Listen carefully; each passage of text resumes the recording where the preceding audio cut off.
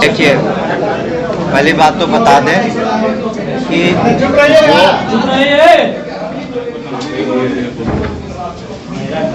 अगर कहीं पर किसी डिस्ट्रिक्ट एजुकेशन ऑफिसर ने किसी प्रधानाध्यापक या किसी शिक्षक को किसी वजह से, चाहे वो कार्य में शिथिलता उन्होंने बरती हो या अपने जो भी किसी नियम का उल्लंघन किया हो, तो विशेष परिस्थिति में बहुत कम ऐसे मामले रहे होंगे मेरे ख्याल से।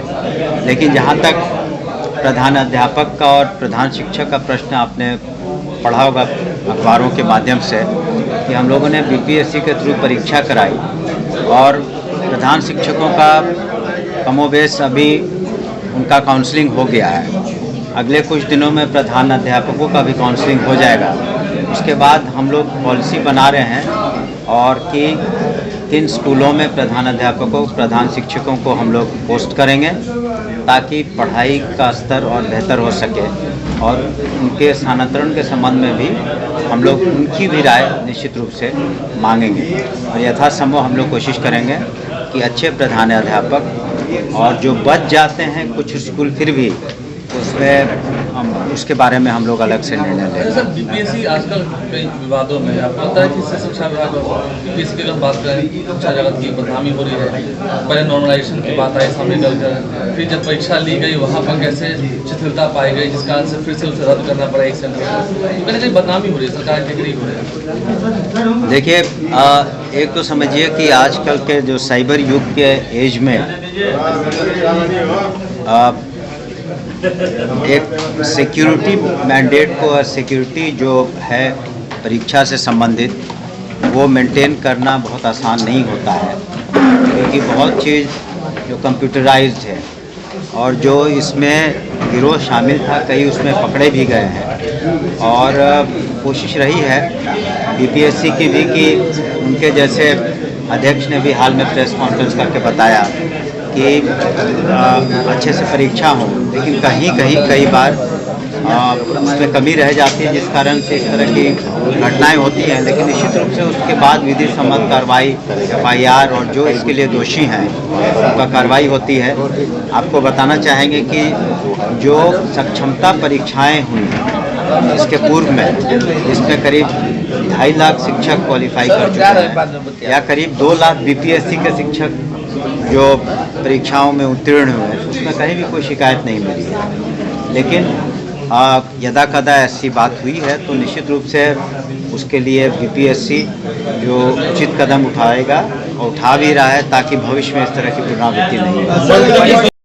देखिए, मैंने कहा ना, ये अभी पूर्व में भी आप लोगों को बताया था और सभी को बता रहे हैं कि ये अभी कंपैशनेट ग्राउंड्स पर ट्रांसफर्स के मामले हैं या फिर कोई असाध्य रोग हो वो मामले हैं या दूरी के आधार पर। शेष जो मामले हैं हम लोग बाकी जो सक्षमता परीक्षाएं हो जाएंगी तब बाकियों का करेंगे, लेकिन अभी तक जिनको इस तरह की विशिष्ट समस्याएं थी उन लोगों ने पोर्टल पर अपने आवेदन दिए हैं। मंत्री जी, एक सवाल काफ़ी घूम रहा है कि अमित शाह ने बिहार में अपनी मांगों को लेकर अनशन धरने पर बैठे हुए कह रहे हैं कि जो विश्वविद्यालय प्रशासन है उन पर अनियमितता का आरोप लगा रहा है।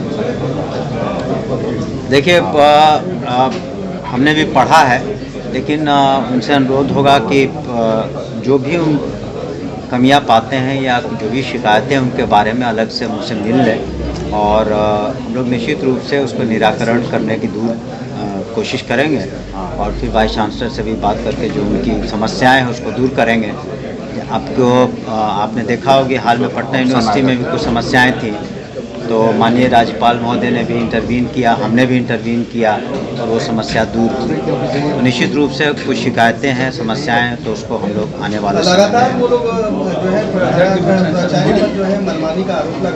वही हमने कहा कि उसके बारे में जो कुछ भी पिटीशन इत्यादि हमको देंगे तो हम लोग जांच करवा लेंगे, जो उचित कार्रवाई होगी ट्रांसफर पोस्टिंग को लेकर भी लाखों बीपीएससी को अपने पुराने नियम में संशोधन करना, परीक्षा रद्द करने की मांग कर रहे हैं। बीपीएससी कर रही है कि पुराने नियम में संशोधन करना होगा और जो एक पाली परीक्षा की जाती है उसको कई फेज में करना होगा। देखिए, ऐसा है कि बीपीएससी इस संबंध में सक्षम है और वो आपको अपने माध्यम से बताएंगे वहाँ के पदाधिकारी अध्यक्ष कि उन्होंने क्या बदलाव किए हैं आने वाले दिनों में, ताकि बिल्कुल ट्रांसपेरेंट तरीके से और स्वच्छ तरीके से कदाचार मुक्त परीक्षा हो सके। आपको नेता चुनावी साल है, बीपीएससी से डिग्री करा रही है, छात्रों का गुस्सा आप लोग को झेलना पड़ेगा। देखिए, हमने तो उदाहरण भी दिया कि करीब 2.5 लाख सक्षमता पास कर चुके हैं जो परीक्षार्थी, जो सक्षमता परीक्षा जो नियोजित शिक्षक पास कर चुके हैं, या बीपीएससी में करीब 2 लाख क्वालिफाई किए थे टीचर, उसमें तो कोई शिकायत नहीं हुई। उसमें तो बिल्कुल स्वच्छ तरीके से परीक्षा भी हुई, नियुक्तियां भी हो गई।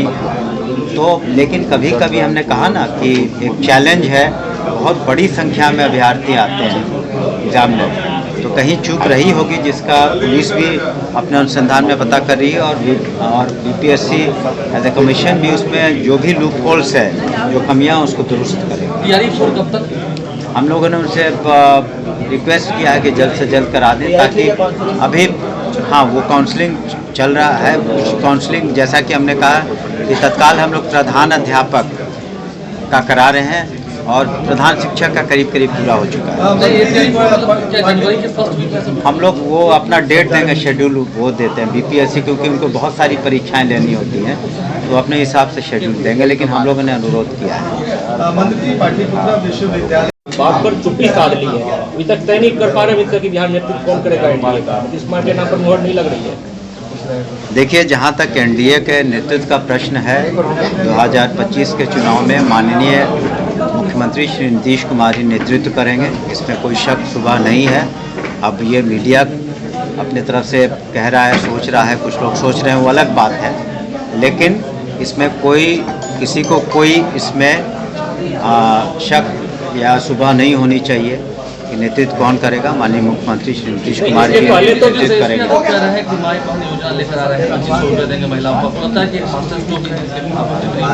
ये उनकी सोच है, लेकिन महिलाओं का सशक्तिकरण के बारे में जो माननीय मुख्यमंत्री जी ने कहा और किया, न सिर्फ कहा लेकिन सारे वादों को पूरा किया।